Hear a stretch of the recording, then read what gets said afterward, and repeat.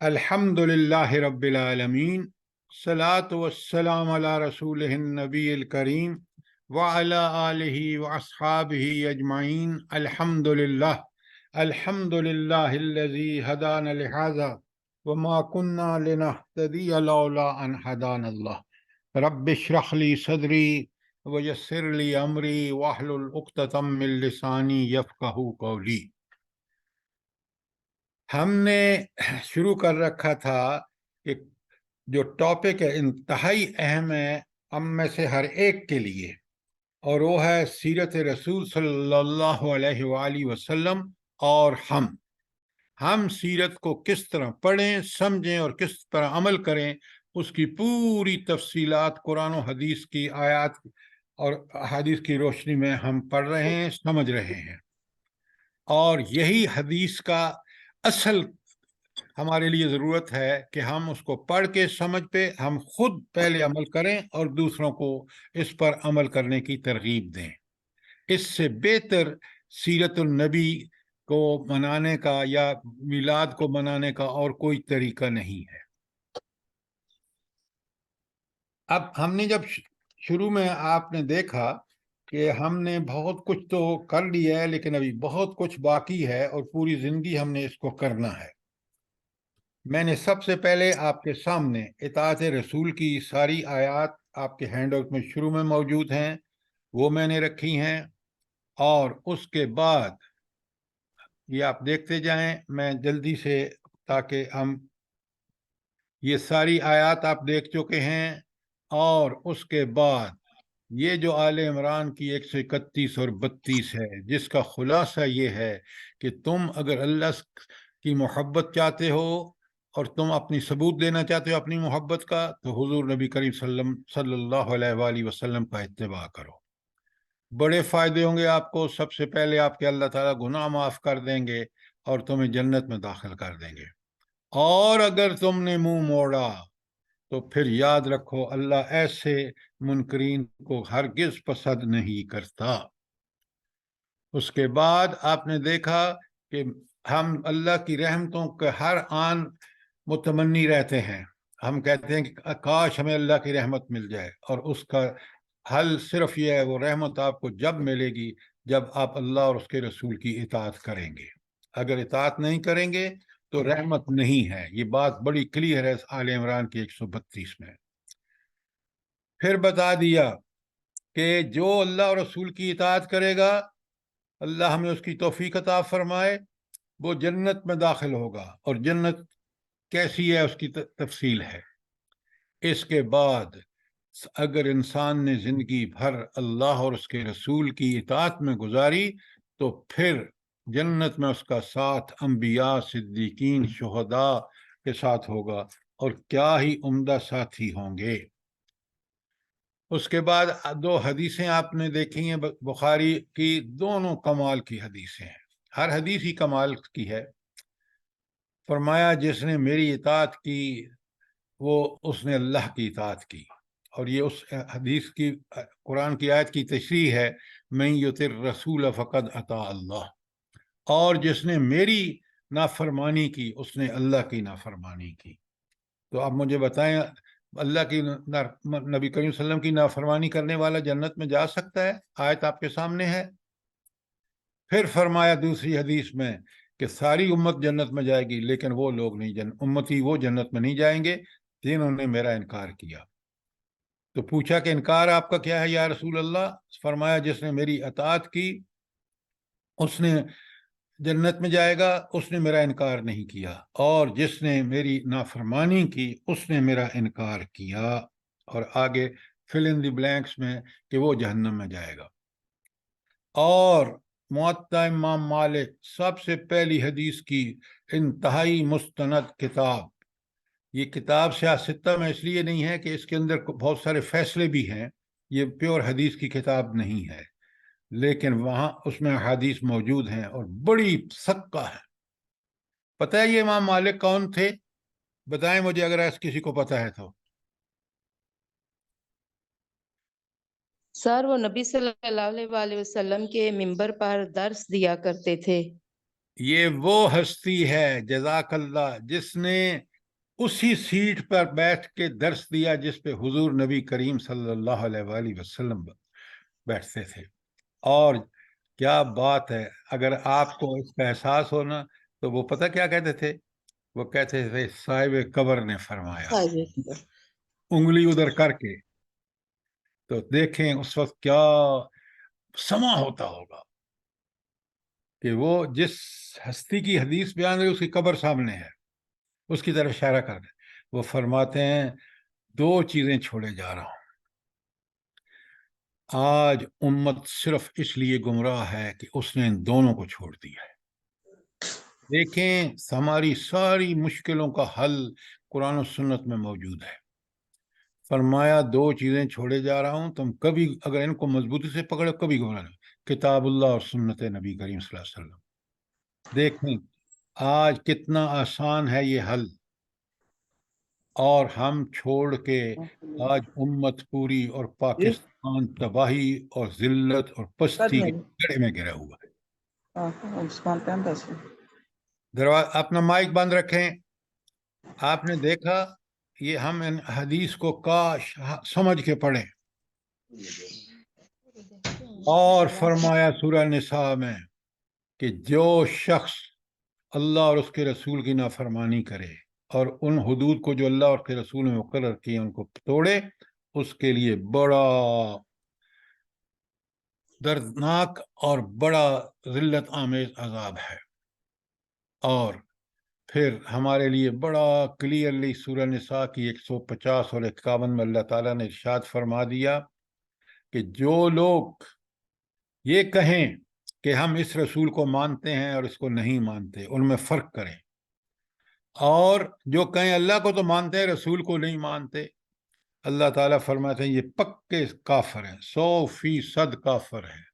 ہر نبی کو ماننا ہمارا فرض ہے. اور پھر دیکھیں ہم کہتے ہیں ہم نے کلمہ پڑھ لیا، یہاں بتایا کہ کلمہ پڑھنے کے بعد اطاعت لازمی ہے.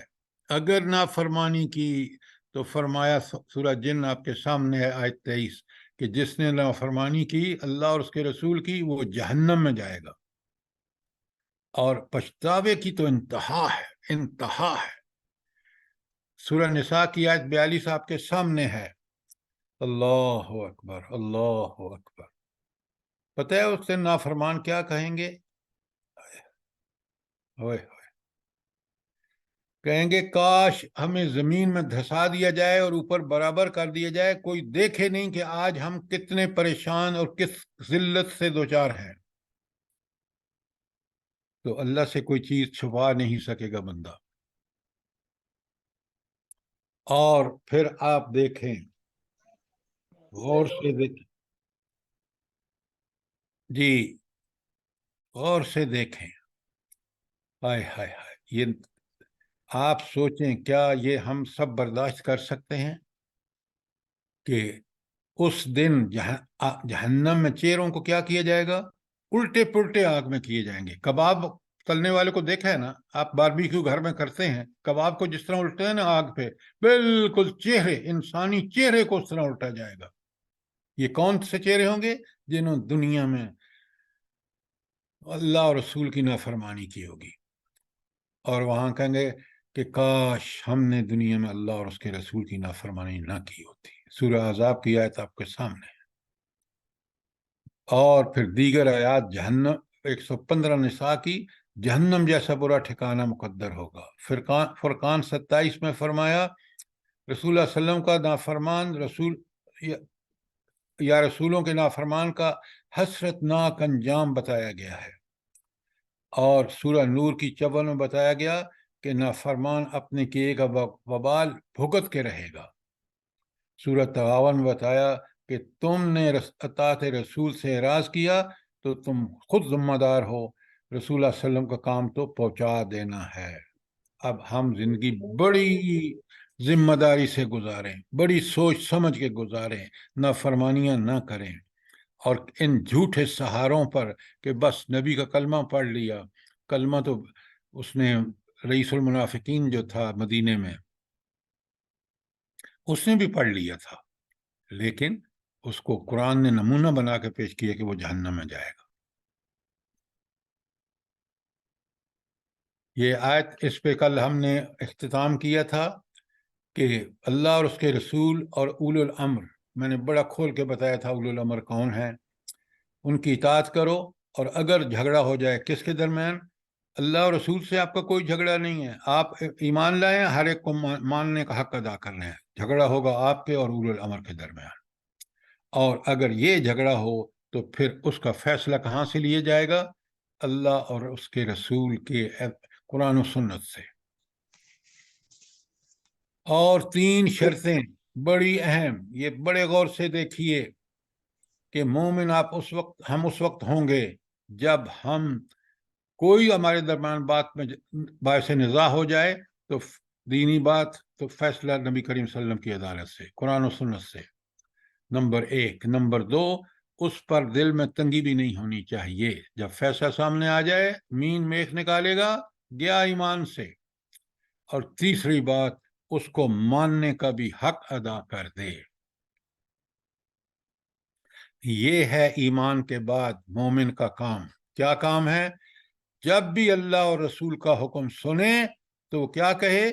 سمعنا و اطعنا، میں نے سنا اور میں نے اطاعت کی. بس یہ ہے اس کے کرنے کا کام.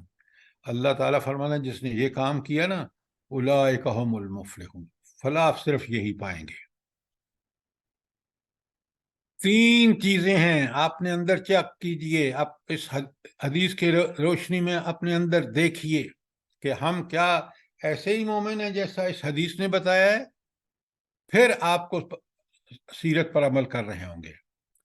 پہلی بات، اللہ اور اس کے رسول کے سوا، اللہ اور اس کے رسول کے ہی صرف محبوب ہوں، اور کوئی چیز ان کے مقابلے میں اتنی محبوب نہ ہو. ان یکون اللہ و رسولہ احب الیہم مما سواہما. ان 2 محبتوں کے تحت سب محبتیں، یہ سب سے اوپر. کبھی آپ ذرا غور کیجیے، اپنے آپ کو دیکھیے. ہمیں تو مال کی محبت ہے، اولاد کی محبت ہے، دنیا پرستی ہے، ہوس پرستی ہے، پتہ نہیں کیا کیا ہے. تو پھر ہم ایمان والے ہوئے؟ سر جی ایک سوال ہے. جی. موجودہ صورتحال جو ہے اس وقت عوام کی اور حکمرانوں کی، اولو الامر کی، تو آپس میں تو جھگڑا چل رہا ہے. تو اب جو صورتحال ہے اس میں نہ تو عوام ہی اس طرح کی ہے نہ ہی حکمران ہے، تو یہ جھگڑا کیسے ختم ہوگا؟ اس میں کیا کرنا چاہیے پھر؟ آپ نہ عوام کے ذمہ دار ہیں نہ حکمرانوں کے، آپ اپنے ذمہ دار ہیں. آپ نے اپنی آخری حد تک اللہ اور رسول کے حکم پہ عمل کرنا ہے. یہ ہے آپ کا کام. سر جی ملوث تو ہے نا ہم اس کے اندر، کیونکہ ہم عوام تو ہے نا. ہم فتنے کے دور میں رہ رہے ہیں، ہم مشکلات بہت زیادہ ہیں ہمارے لیے. ان حالات میں بھی ہمیں قرآن و سنت پر قائم رہنا ہے. یہ بات سمجھ آ رہی ہے آپ کو؟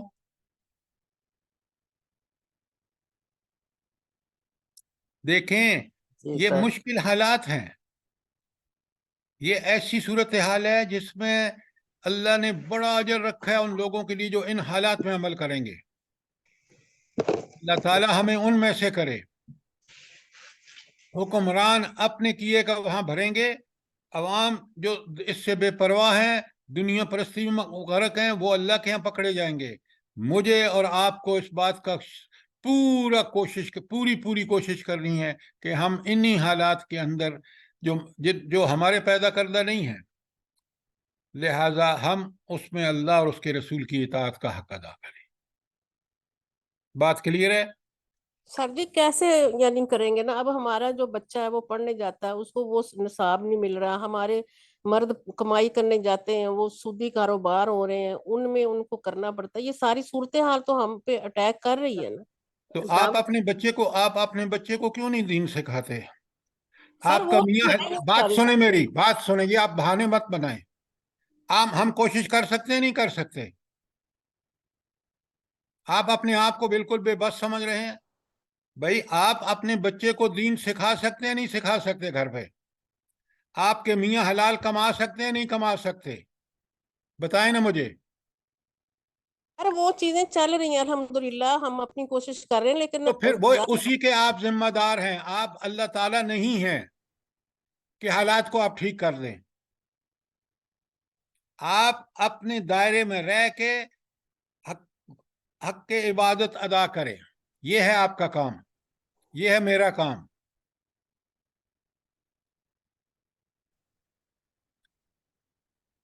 میں آپ کو بھیجوں گا ویڈیو، آپ مجھے نمبر بھیج دیں ڈاکٹر اسرار مرحوم کی۔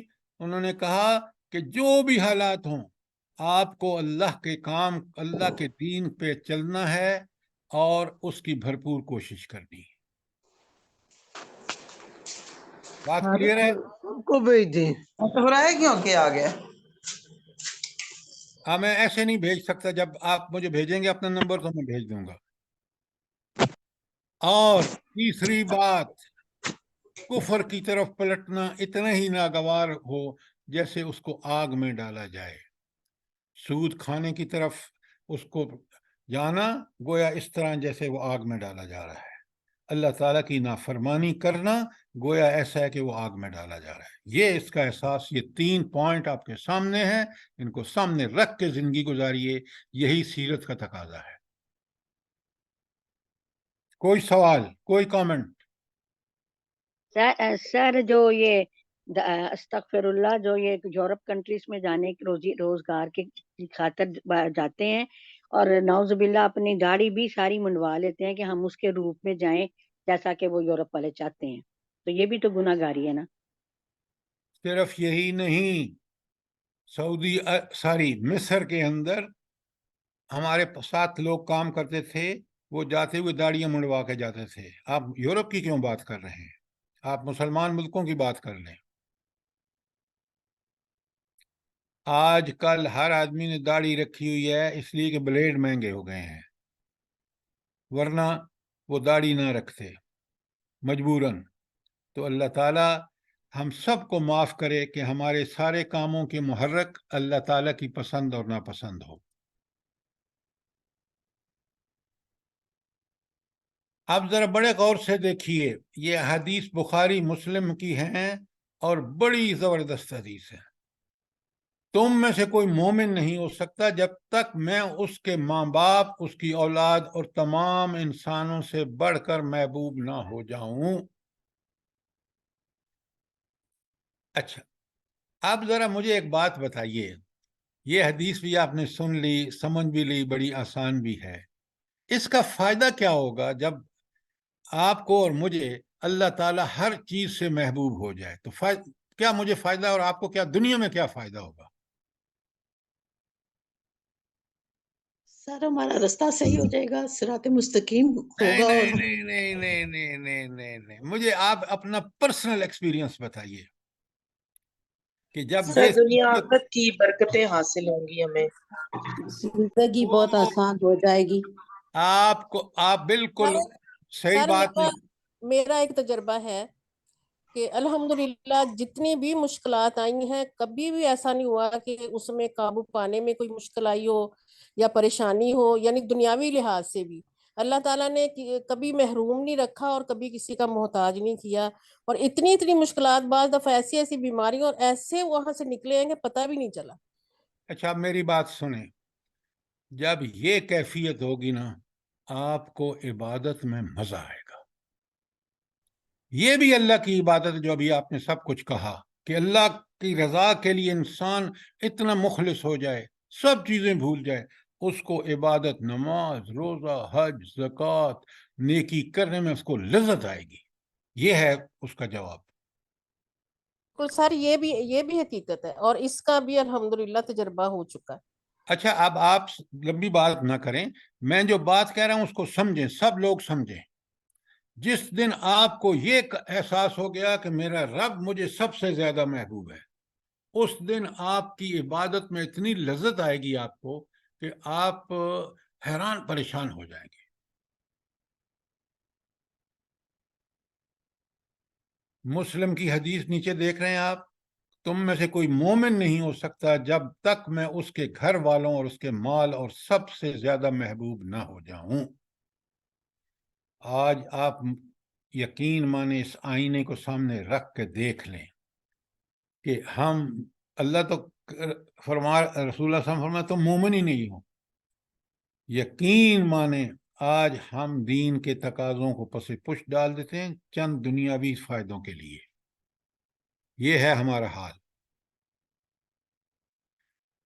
یہ جو اگلے سر جی سر میں ایک بات کہنا چاہتی ہوں کہ اگر اپیرنٹلی دیکھیں نا تو یہ ایسا لگتا ہے جیسے انسان بہت سیلفش ہو جائے گا، لیکن اگر ایسا کرے نا تو حقیقت میں وہ زیادہ خیر خواہ ہوتا ہے اپنے ارد گرد کے رہنے والوں کا اور اپنے بچوں کا، والدین کا۔ ڈاکٹر ایسا صاحب آپ نے شخص جو بہت صحیح بات کہی۔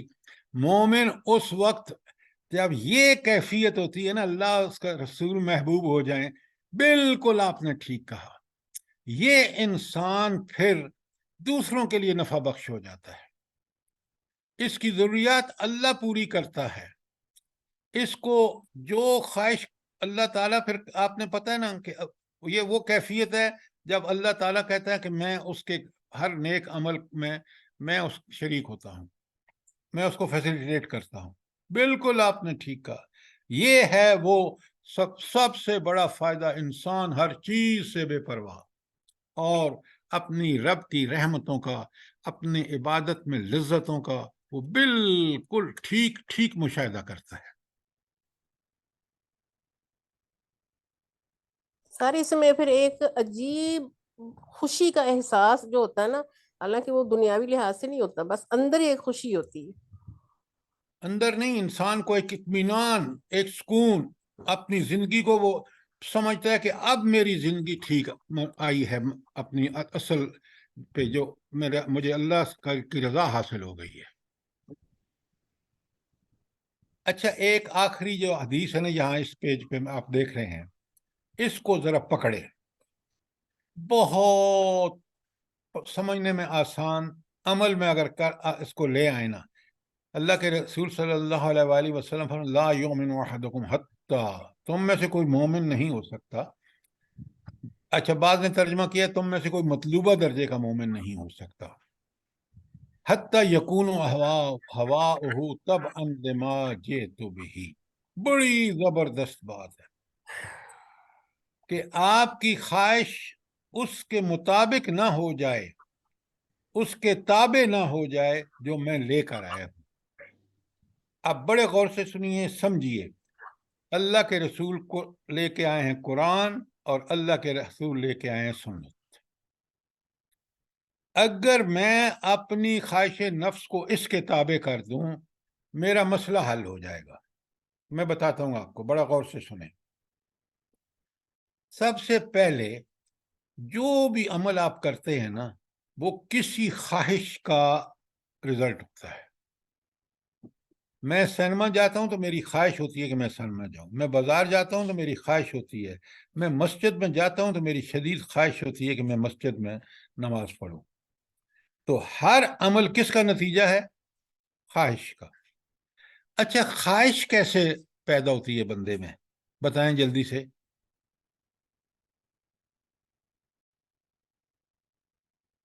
سر خواہش دل میں سوچ سے دل پیدا میں دل میں وسوسہ آنے سے۔ سر آپ جس چیز کی محبت ہوتی ہے اسی چیز کی خواہش بھی دل میں آتی ہے۔ وہ ایک جنرل بات ہے، بات یہ ہے کہ آپ سوچ و فکر، انسان کے ذہن میں ایک برین سٹارمنگ انگریزی میں کہتے ہیں کہ ہر وقت ایک خیال کا الجھاؤ رہتا ہے۔ عام انسان کی بات کر رہا ہوں، مومن بڑا کلیئر ہوتا ہے کہ میں نے اسی کو سوچنا ہے، اسی کو کرنا ہے جو میرے رب چاہتا ہے۔ لیکن عام انسانوں کی حالت یہ ہے کہ وہ ایک طوفان ہوتا ہے ذہن میں، بازار جاؤں یا سینما جاؤں یا میں دوستوں سے پاس جاؤں یا فلاں کروں یا یہ کروں، یہ آئیڈیاز، یہ برین سٹارمنگ ہو رہی ہے ہر وقت۔ آپ ایک کام کریں صرف، اوکے، یا کہ ایک آپ کی سب سے پسندیدہ خواہش ہوگی ان میں سے کہ میں یہ کروں، اس کو پیش کر دے قرآن و سنت پر، اور پھر جواب لیں قرآن و سنت سے کہ یہ ٹھیک ہے یا نہیں. اگر مسجد میں جانے کی خواہش ہے تو قرآن و سنت آپ کو فوراً اوکے کر دے گا. اگر آپ کا سینما جانے کا پروگرام ہے تو قرآن و سنت فوراً اس کو نو کر دے گا. اب اس کی اتباع کر لیجیے.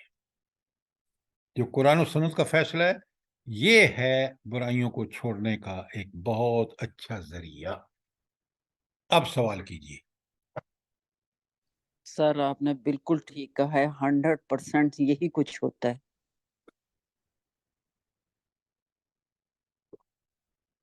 یہ آپ نے ٹھیک کہا. یہ جو میں کہہ رہا ہوں یہ صرف سارا قرآن و سنت ہی سے ہے. انسان کو جس طرح اللہ نے بنایا ہے، جس طرح اس کی ساخت کو سمجھنے کے بعد انسان کو پتہ چلتا ہے کہ یہ اللہ ہی کا جو ہدایات، تعلیمات، احکامات ہیں یہ برس حق ہیں.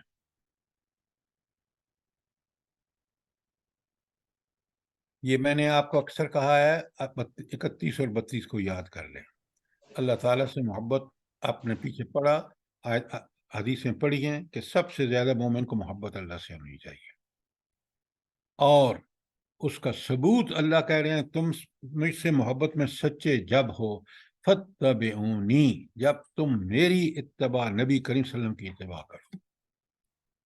تو اللہ سے محبت کا ہر دعویٰ جھوٹا ہے اگر آپ اور میں اللہ تعالیٰ کے رسول صلی اللہ علیہ وسلم کی اتباع نہیں کر رہے. آیت آپ کے سامنے ہے، بات بالکل کلیئر ہے.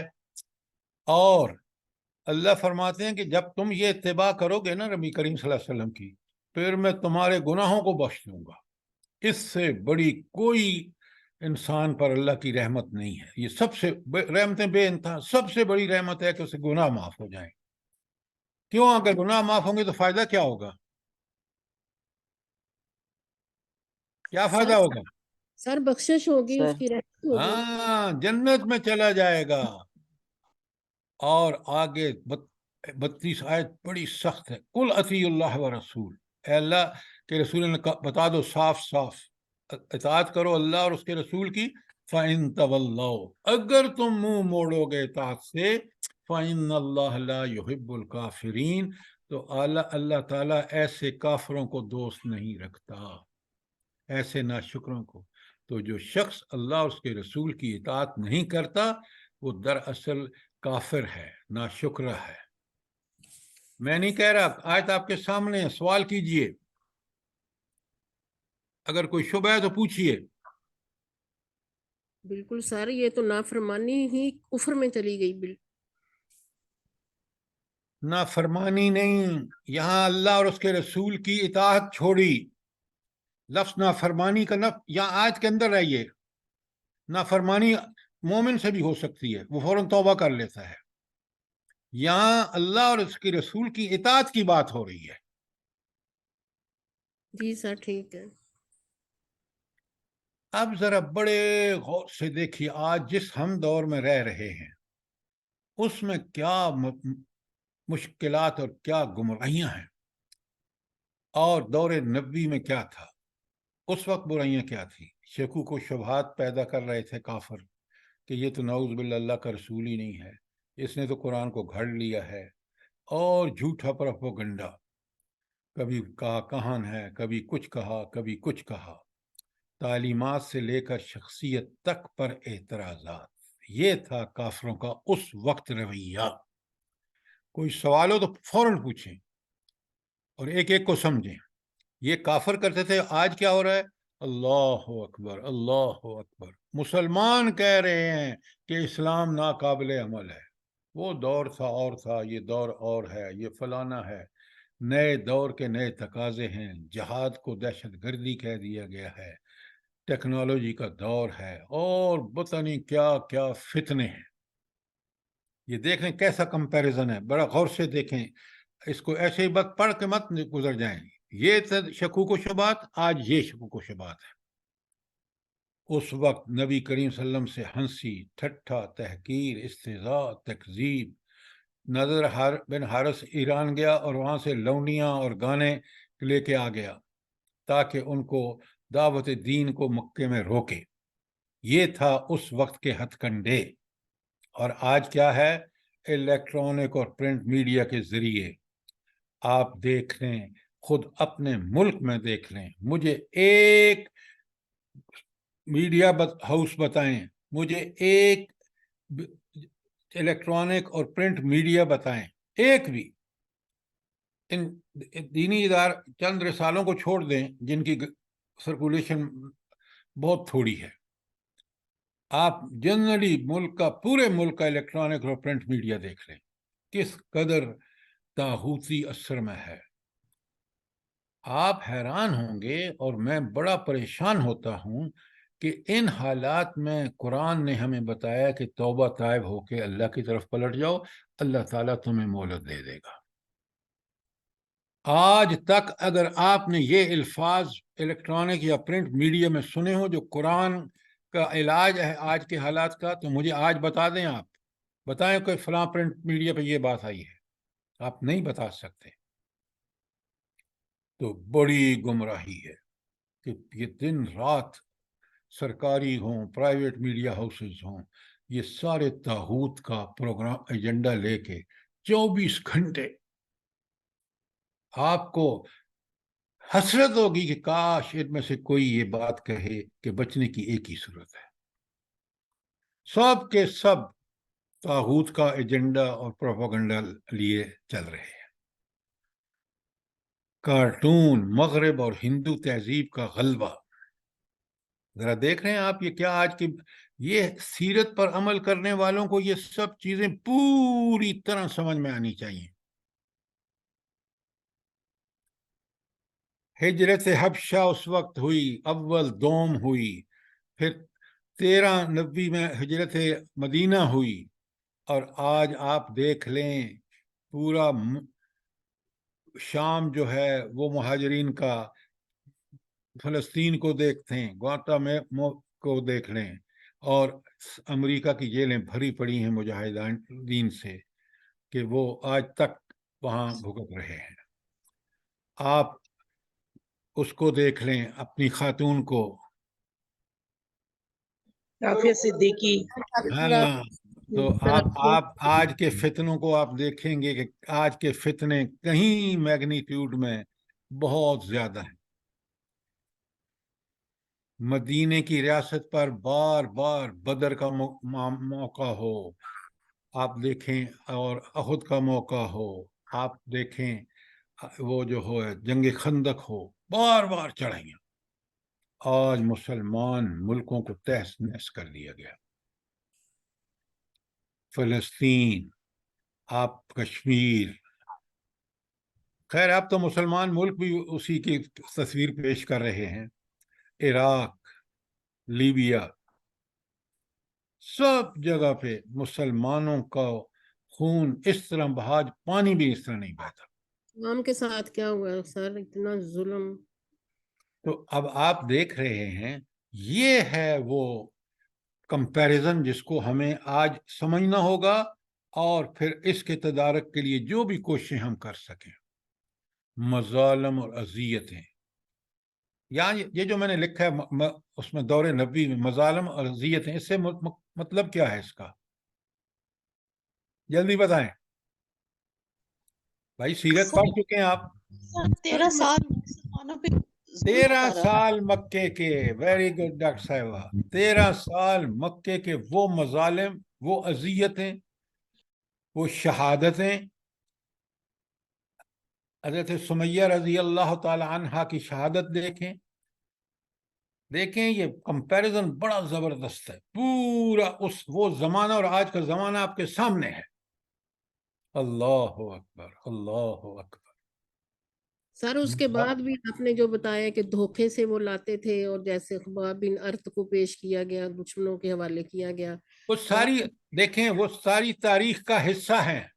بالکل سر. اور آج اگر آپ دیکھیں تو اس سے بڑھ کر ہے. پورا عالم اسلام جو ہے وہ، آپ اگر دیکھیں آپ حیران ہوں گے. یہ جو اس سے پہلے یورپ میں ہوا ہے، بوسنیا میں، وہ لوگ بیچارے دین کو بھول چکے تھے. बस उनके नाम कुछ मुसलमानों के थे, वरना उनका इस्लाम से कतन कोई ताल्लुक नहीं था। सर इसका इतराफ किया उन्होंने कि हमने तो सिर्फ एक नाम ही था हमारा, हम अब तो जरा बिल्कुल मेरी बात, आप मुझे बात करने दें प्लीज।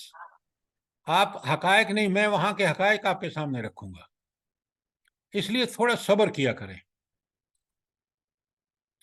मेरे वो साथी जो वहां गए थे एनजीओ के साथ, उन्होंने मुझे आके बताया कि उन बच्चियों और क्रिश्चियन बच्चियों में कोई फर्क नहीं था, वो बिल्कुल उसी तरह थी, सिर्फ और सिर्फ उनका इस्लाम से आबा व अजदाद का ताल्लुक रहा। इस वजह से उन पे वो मजालिम किए गए कि आप लोग अंदाजा भी नहीं कर सकते। ये तो बोस्निया को पुरानी बात है। आज देखें, आप शाम में देखें, फलस्तीन में देखें, कश्मीर में देखें, आप उसमें देखें, अपना अरब के मुल्कों में देखें, आप चाइना में देखें, हमें तो पता भी नहीं। तो दौरे हाजिर जो है वो कोई कम मजालम की जगह नहीं है। और उस वक्त आप देख रहे हैं, ये बड़े गौर से देखिए, ये आज अगर इसको कंपेरिजन से हदीस को और नबी करीम सल्लल्लाहु अलैहि वसल्लम के उस दौर को आज को नहीं समझेंगे तो आप, कुरान इंसानी कलाम है, ये सबसे बड़ा। आप कुरान के अंदर भी पढ़ेंगे कि काफरों का सबसे बड़ा नबी करीम सल्लल्लाहु अलैहि वसल्लम पर था। और आज भी लोग कहते हैं, आप मगरब में देख रहे हैं, अब तो आपको पता होना चाहिए कि अमेरिका ने एक कुरान ईजाद भी कर दिया है, और उस कुरान में उन्होंने कहा कि 3 मज़ाहिब जो हैं वो बिल्कुल इकट्ठे हैं, एक जैसे, नऊज़ु बिल्लाह। वो है यहूदियत और ईसाईयत और इस्लाम। क्यों? इन तीनों का रिश्ता मिलता है जाके हजरत इब्राहिम से। अब इससे बड़ा कोई जुल्म हो सकता है? कुरान खोल खोल के बताता है कि इब्राहिम अलैहिस्सलात वस्सलाम तौहीद परस्त, बुत शिकन, और तुम बुत फरोश, बुत परस्त ईसा अलैहिस्सलाम को तुमने खुदा बना दिया। यहूदियों के गिरोह ने उनके नबी को बना दिया। दुनिया परस्ती में तुम्हारा कोई जवाब नहीं है। लिहाजा ये था जिनको, उसी के लिए अल्लाह ताला ने हुजूर नबी करीम सल्लल्लाहु अलैहि वसल्लम को भेजा कि दीन इब्राहीमी, दीन तौहीद को बाकायदा जिंदा करके जारी और सारी करो, ताकि क़यामत तक अब कोई नबी नहीं आएगा तो ये दीन रहे। आज आप देख रहे हैं कि उस कुरान के साथ उम्मत मुसलमान हो या काफिर हो, क्या खिलवाड़ कर रहे हैं।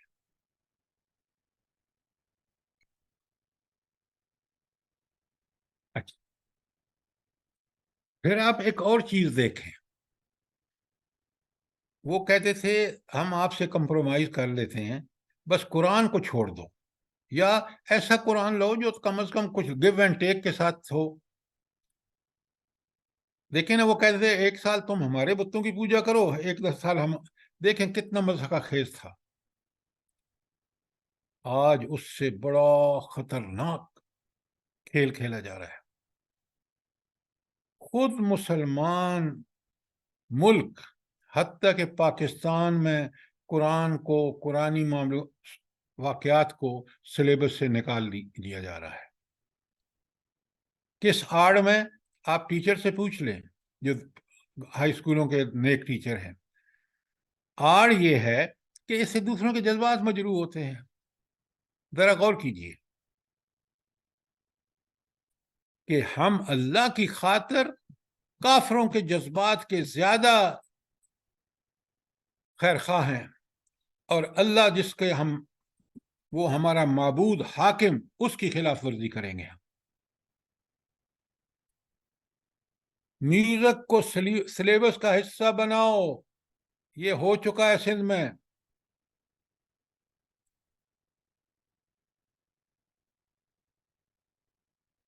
और सर वहां सिर्फ अल्लाह के गजब का, यानी कि अल्लाह के عذاب کا جو ہے نا یہ انتظار کر رہے ہیں اور کچھ نہیں ہے.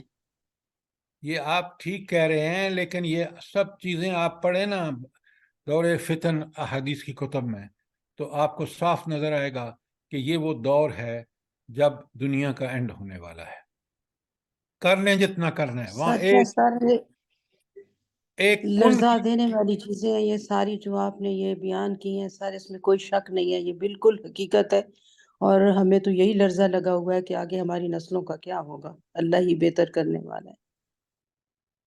یہ آپ کی بالکل ہر مومن کی یہی اس وقت پریشانی ہے کہ یہ دور کیا ہے، فتنوں کا دور ہے. اب آپ دیکھیں نا، اتباع قرآن اور سنت جب نبی کریم صلی اللہ علیہ وسلم نے دین غالب کر لیا، آج مغربی تہذیب اور لبرلزم کی پرستاری ہم کر رہے ہیں، مسلمان کر رہے ہیں. ذرا غور کریں، اس سے بڑی طاغوت پرستی کوئی نہیں ہو سکتی. تو یہ کمپیریزن شارٹ ہے کیونکہ لمبا کرتے تو پھر آپ کو، لیکن آپ اس کو اس تاریخ کے آئینے میں پوری طرح سمجھ سکتے ہیں اور آج کا حالات اور معاملات پوری طرح سمجھ آ سکتے ہیں ان کمپیریزن ٹو ان فتنوں کے جو نبی کریم صلی اللہ علیہ وسلم کے وقت تھے. اب آپ کا کوئی سوال ہو، کوئی چیز کلیئر نہ ہوئی ہو، ضرور پوچھیں.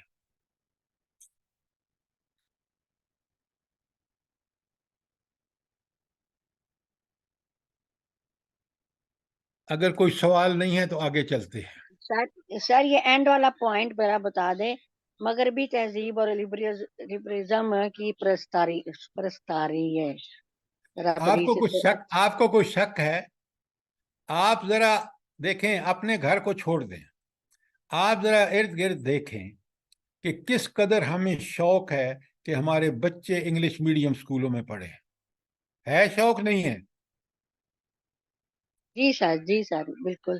قرآن کی کوئی پرواہ نہیں ہے. یہی تو مغربی تہذیب کا سب سے بڑا، ہم اپنے بچوں کو جھونک رہے ہیں اس آگ میں. اللہ تعالیٰ فرماتے ہیں کو انفسکم واہلیکم نارا. اچھا، ایک تو میں نے آپ کو مثال دی، آپ اپنے گھروں کے اندر آپ اس کا رہن سہن، اس کے دروازے کھڑکیاں، اس کے سارا کچھ، حتیٰ کہ اس کے روشن دان. اللہ کے رسول صلی اللہ علیہ وسلم، حدیث آپ مجھ سے بہتر جانتے ہیں کہ رسول اللہ صلی اللہ علیہ وسلم نے فرمایا ایک آدمی روشن دان رکھتا ہے اور وہ کہتا ہے اس سے اذان کی آواز آئے گی. کیا بات ہے، ذرا سوچیں. اور ایک نان مسلم کیا کہتا ہے، اس سے ہوا آئے گی، اس سے کھڑکی، اس سے یہ آئے گی. وہ تو آئے گی ہی آئے گی، لیکن مومن کے لیے اس کا سب سے بڑا، تو ہمارا تو رہن سہن پورے کا پورا. آپ عورتوں کا لباس دیکھ رہے ہیں پاکستان کی عورتوں کا؟ بتائیں نا مجھے. جی سر دیکھ رہے ہیں. اچھا، استغفار کرنا چاہیے. نیو والدین، اگر والدہ اتنی نہیں ہوتی جتنی، اب میں نے آپ کو مغربی تہذیب کا تھوڑا سی جھلک دکھائی ہے، سمجھ آ گئی ہے آپ کو؟ آپ نے ایکسپلینیشن کی مانگا تھا نا اس کا. نہیں سر، یہ اگلی کا ذرا کچھ بتا دیں. ہمیں اگلی کا بتا رہا ہوں، بڑے غور سے سنیں. مسلمان ٹیچر کون؟ عورتیں تو ان کا لباس دیکھیں تو وہ کافروں سے بھی بدتر ہے جو چین کے اسکولوں میں پڑھا رہی ہیں. کبھی آپ کو ذرا ایک نظر جا کے دیکھ لیں، آپ ان کو دیکھیں گی تو آپ مسلمان عورت کا کہیں دور دور نشان نہیں آئے گا. یہ لبرل عورتیں ہیں. یہ جب کلاس میں کھڑی ہوتی ہیں تو یہ دین کے پرخچے اڑا کے رکھ دیتی ہیں. اللہ نے ان کو تھوڑی سی جو مہلت دی ہے، ان کی زبانیں تلوار کی طرح چلتی ہیں. مرد کالجوں میں، یونیورسٹیوں میں، یہ کیا ہو رہا ہے آپ کے اس میں یونیورسٹی میں، یہ بہاولپور میں اور دیگر یونیورسٹی میں، لاہور میں، یہ لبرلزم کا نتیجہ ہے. آپ سمجھ آئیے بات، نہیں آئی آپ کو؟ جی سر جزاک اللہ. جی سر جزاک اللہ. اب یہ آخری چیزیں بڑے غور سے سنیے. ہماری سب سے ذمہ داری، پہلی ذمہ داری کیا ہے؟ وہ ہے یہ ہے کہ ہمارا ایمان جو ہے وہ پکا سچا ہو جائے۔ جب تک ایمان صحیح نہیں ہوگا، اللہ پہ، توحید پر ایمان، یقین، آخرت پر، رسالت پر، جب تک کوئی بات بن ہی نہیں سکتی۔ پہلے وجہ سمجھ لیجئے، عمل کا محرک کیا ہے بلا؟ جو چیز ہمارے عمل پہ ابھارتی ہے، عمل پہ ہمیں استقامت اختیار کرنے کی وہ طاقت بخشتی ہے، ایمان ہے ہمارا۔ یہ دعا آپ سوچ کے مانگیں، اللہم حبب الینا الایمان وزینہ فی قلوبنا وکرہ الینا الکفر والفسوق والعصیان اللہم اجعلنا من الراشدین۔ یہ ایمان وہ طاقت ہے، ڈھال ہے جو ہر برائی سے بچاتی ہے، جو ہر نیکی کے لیے ابھارتی ہے۔ آج مسلمانوں کا ایمان ہی تو کمزور ہے۔ کیا بات کرتے ہیں آپ؟ سوچ اور فکر وہ چیزوں کو سمجھنے کے لیے ہے۔ اصل چیز جو طاقت ہے مومن کی، وہ مومن کی طاقت سب سے پہلے اور مضبوط طاقت جو ساری طاقتوں کے لیے ڈھال کا کام کرتی ہے، جو ساری طاقتوں کے لیے انسان کے اندر موٹیویشن اور اس کو ابھارتی ہے، وہ ایمان ہے۔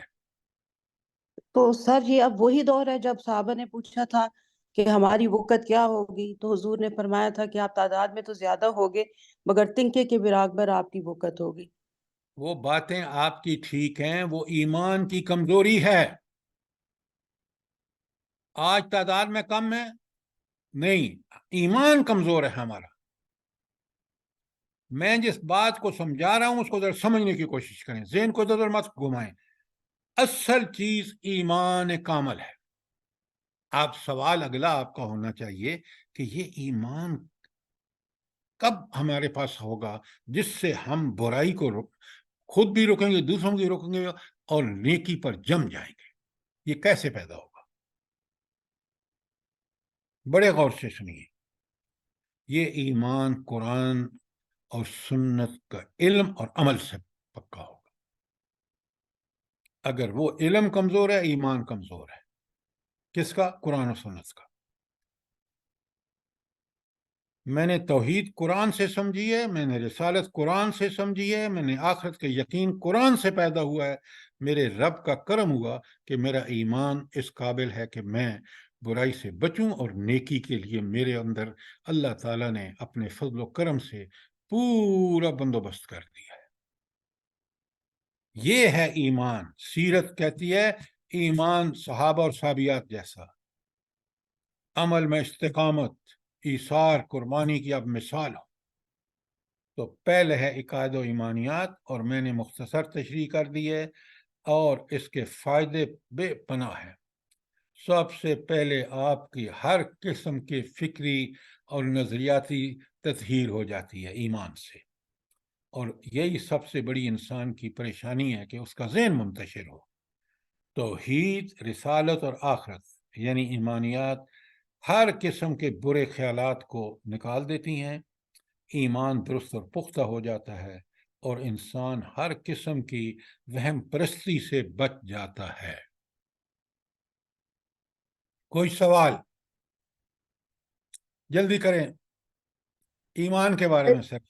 سر یہ جو حدیث ہے کہ علم حاصل کرو چاہے چائنا بھی جانا پڑے، تو وہ ایمانیات کا علم ہی کے اور قرآن و سنت کے علم کے بارے میں ہی ہے نا؟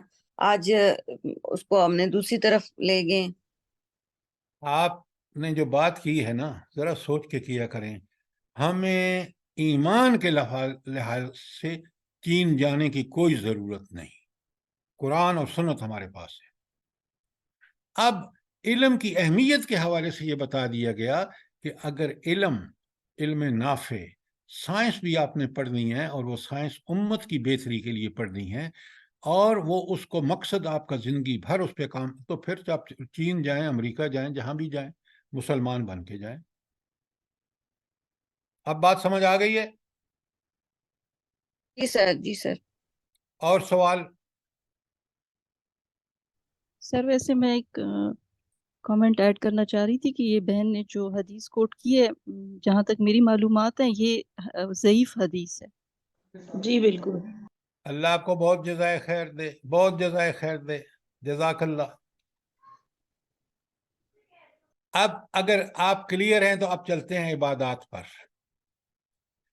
تو سیرت اور اسوہ حسنہ کی روشنی میں یہ جو 5 فقہی عبادات ہیں, نماز, روزہ, حج, زکوٰۃ, قرآن مجید میں سب سے زیادہ, کیونکہ حج اور زکوٰۃ تو ان پر فرض ہے جو اس کے اہل ہیں, پیسہ ہے ان کے پاس, زکوٰۃ ان کے پاس ہے جن کے بچت ہے. نماز روزہ ہر مسلمان پر فرض ہے. اچھا, اس نماز اور روزے کی تاکید کیوں کی گئی ہے؟ پہلے نماز کی بتائیں, کیوں اتنی تاکید کیوں کی گئی ہے, وجہ کیا ہے؟ مختصر, لمبی چوڑی تقریر کی ضرورت نہیں ہے. اس کو کنٹرول میں کرنے کے لیے اللہ کی قربت حاصل ہوتی ہے اور تربیت ہے سر اس میں. عاجزی آتی ہے. یہ سر یہ اب ایمان کا عملی ثبوت ہے. سب سے پہلا ثبوت یہی ہوتا ہے کہ فوراً انسان جب کلمہ تو پڑھ لیتا ہے تو ثبوت جو ہے نا, سر قبر میں پہلا سوال ہی نماز کا ہوگا. اب یہ پہلی 4 باتیں ہوئی ہیں, سنیں بڑے غور سے. یہ سب پہلا نمبر سوال اس کے بارے میں ہوگا, اور یہ جو اس کے بعد کا جواب ہے, یہ پہلے سب سے پہلے بہت اچھی طرح سنیے. میں مومن اس وقت ہوں جب میں نماز پابندی سے پڑھوں. سب سے پہلا, نماز اگر میری ٹھیک ہو گئی, بڑے غور سے سنیے, اگر میری نماز ٹھیک ان ظاہری اور باطنی آداب کے ساتھ میں نے قائم کر لی, باقی دین میرے لیے آسان. یہ بہت بڑا اس کا جواب ہے کہ نماز اگر میری ٹھیک ہو گئی اور میں نے اللہ تعالیٰ سے کیا سوچ پڑھ رہا ہوں تو سمجھ رہا ہوں, کیا مانگ رہا ہوں, کیا کہہ رہا ہوں, کیا تسبیحات ہیں, کیا میری دعائیں ہیں, کیا میری عاجزی ہے, کیا میرے حالات ہیں, یہ سارے جب سمجھ چکے گا, اس کو دین کے اس عمل کی وجہ سے دین کی ساری جو خوبصورت باتیں ہیں وہ سمجھ آ جائیں گی. اب ہر دوسرے عمل جو دین کا دوسرا کوئی بھی فرض ہے, اس کو کرنے میں کوئی تکلیف نہیں ہوگی, کیونکہ اس نے نماز کو ٹھیک کر لیا. یہ سب سے بڑا نماز کا فائدہ ہے. باقی جتنے ہیں کہ پہلا حساب ہوگا, پھر جنت میں اسی کی وجہ سے جائے گا, وہ اگر نماز ٹھیک ہوئی تو. سر نماز کیسے ٹھیک ہوگی؟ آپ اس کے جتنے ہاں, آپ ذرا لکھیں جلدی سے تاکہ آپ کو یہ پتہ چل جائے کہ میری نماز ٹھیک کرنے کے لیے مجھے کیا کرنا ہے انفرادی حیثیت میں. تو جلدی سے لکھیں. پہلی چیز, ظاہری اقامت نماز کے لیے ظاہری آداب, یہ ہیڈنگ ہوگا کہ ظاہراً میری نماز کے کیا آداب ہوں تاکہ میری نماز اقامت صلاۃ بن جائے. نمبر 1, طہارت اور پاکیزگی. بالکل 16 آنے وضو کیا ہو آپ نے, کپڑے پاک, جسم پاک, جگہ پاک, اس کا آپ نے یقینی بنا لیا. سن رہے ہو عجائب؟ نمبر 2, وقت کی پابندی, ٹھیک وقت پہ نماز پڑھنا, یہ نہیں کہ بیٹھ کے رہنا پھر ٹھونکے مار دینا. نمبر 2. نمبر 3, نماز کی پابندی, ہر نماز اپنے پورے وقت پر, یہ نہیں کہ صبح سو رہے ہیں تو نہیں پڑھی. چوتھی بات, مردوں کے لیے صف بندی کا اہتمام, اس لیے کہ وہ بڑا ڈسپلن ہے, انسان کو سکھاتی ہے. اگر آپ اجازت دیں تو میں اس کو کل کور کروں بڑے اطمینان سے, تاکہ یہ ہمارے جو افعال ہیں یہ ٹھیک ہو جائیں. کیا خیال ہے آپ کا؟ جی سر ٹھیک ہے. کیونکہ جی ابھی سر ٹائم بالکل ٹھیک ہے سر، یہ بہت ضروری ہے کیونکہ سب اچھا سے پہلا کل کام میں ہی پھر نماز. سنیں، کل آپ بھی پڑھ کے آئیں، میں آپ کے سامنے سب سے پہلے ایمان، ایمانیات، اس کے بعد عبادات، اس کے بعد اخلاقی تعلیمات، اس کے بعد معاملات، ان چاروں کو جو دین کا کے چاروں جز ہیں پکے پکے، اس کو بڑی تفصیل سے ڈسکس کریں گے تاکہ یہ ہمارے ٹھیک ہو جائیں گے تو انشاءاللہ اگلے معاملات ٹھیک ہو جائیں گے. یہ بات آپ سمجھ رہے ہیں؟ جی سر. جی جی سر سر. اب آ جائیں، آپ کو میں نے ایک نسخہ بتانا ہے، پہلے اگر کوئی سوال ہے تو بتا دیں. اچھا کل مجھے ایک پھر فون آیا، آپ لوگ ویڈیو سن لیا کریں برائے کرم، مجھے آپ ڈسٹرب نہ کیا کریں تو بہتر ہے. انہوں نے کہا کہ یورک ایسڈ کی دوائی پھر بتائیں. آپ ذرا سن لیں اور آئندہ یا تو لکھ لیا کریں یا اس آڈیو سن لیا کریں اس دن کی. میں نے آپ کو بتایا تھا سنڈ 50 گرام، پھٹکڑی یا نوشادر 20 گرام، کالی مرچ 10 گرام اور سنا مکی پتے 80 گرام. ان کو پیس کے آدھا چمچہ آپ کھانے سے پہلے لے لیا کریں. انشاءاللہ نہ گیس ہوگی اور آپ بے شک چیک کرا لیں اپنا یورک ایسڈ. ٹھیک ہو گیا؟ جی سر. اب سنیے، آج کا نسخہ ہے دل کے مرض کے بارے میں، اور انشاءاللہ آپ کو دوائی جو ہے کھاتے رہیں، لیکن اس دوائی کو لینے کے بعد آپ ٹیسٹ کرا لیں، اگر فرق نہ آئے تو ہمیں بتائیں. السی کا تیل ملتا ہے. السی، میں نے تو خیر گاؤں کا دیہاتی بندہ ہوں اور یہ چیزیں میں نے بوئی کاٹی ہیں. السی، اس کا تیل. اچھا یہ بھی بتا دیتا ہوں، اس کو لن سیڈ آئل کہتے ہیں، LINSEED آئل، لن سیڈ آئل. یہ آپ کو کیمسٹ سے مل جائے گا. اور حق پلانٹر کے نام سے ہے، حق پلانٹر السی کا تیل. لکھ لیا آپ نے؟ جلدی کریں. جی سر. اب آپ اس کا تیار کیسے کریں گے؟ آپ 10 قطرے پانی میں 1/4 گلاس کا چوتھا حصہ ہی لے کے اس میں 10 قطرے لنسیڈ آئل کے ڈال کر ہلا کر نہار منہ خالی پیٹ پی لیں. 1/4 گلاس میں 10 قطرے ڈال کے اور آپ نہار منہ خالی پیٹ پی لیں. سر میں کچھ کہہ سکتی ہوں؟ پہلے مجھے پورا کر لیں دیں پھر آپ فرمائیں. اگر آپ کی سانس پھولتی ہے، تھکن ہے، تو اس دوا سے وال کھل جائیں گے، شفا ہوگی انشاءاللہ. اور انجیوگرافی انجیوگرافی پہلے اور بعد کرا لیں. اس کو استعمال کر کے 15 دن. لکھ لیا آپ نے؟ جی سر. کل میں بتاؤں گا آپ کو کہ آپ کو تنہا ایک جگہ یہ آ جائے، کیا نام ہے اس کا، ہارٹ اٹیک ہو جائے تو اس کا کیا حل ہے. ٹھیک ہے؟ جی سر. ٹھیک ہے سر. سر صاحب سر پتھری کا بھی پھر بتا دیجئے گا. سر موٹاپے کا بھی بتا دیں، موٹاپے کا. ہاں، میں جو چیزیں مجھے پتہ ہے سمجھے، میں حکیم نہیں ہوں. جس چیز کا مجھے تجربے ہو چکے ہیں وہ میں آپ کو بتاؤں گا. میں ارن شنٹ بات کرنے کا عادی نہیں ہوں. سر ابھی بتا دوں میں کچھ؟ ہاں بالکل، اب آپ فرمائیں. جی، یہ جو السی کا تیل ہے نا، یہ 100% آپ نے بولا بالکل ایگزیکٹ اسی طرح ہوتا ہے. اور اگر آپ اس کو نہار منہ پئیں، لیکن تھوڑا سا نیم گرم پانی میں بالکل چند قطرے بہت ہیں. اور پھر اگر کوئی کرنا چاہے اس کے اندر تھوڑا سا نیمبو بھی نچوڑ سکتے ہیں. جزاک اللہ.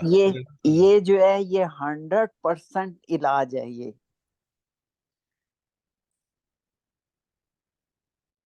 سر میں ایک دفعہ یورک ایسڈ والا دوبارہ ریپیٹ کر دیں ایک دفعہ. ہاں یورک ایسڈ والا سنڈ 50 گرام، نوشادر یا پھٹکڑی 20 گرام، کالی مرچ 10 گرام،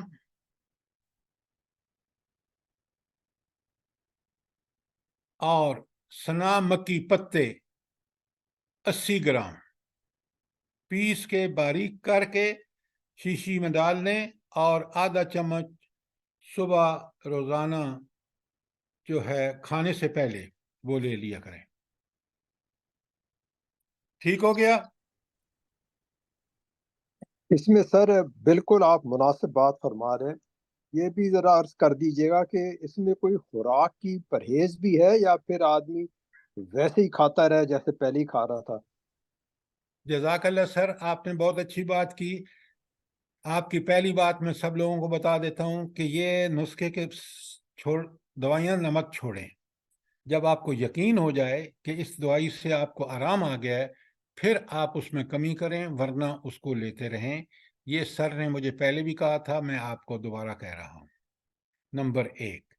نمبر 2، پرہیز تو انسان کو سر کرنا ہی چاہیے. ویسے بھی الٹی چیزیں کھانے نہیں چاہیے.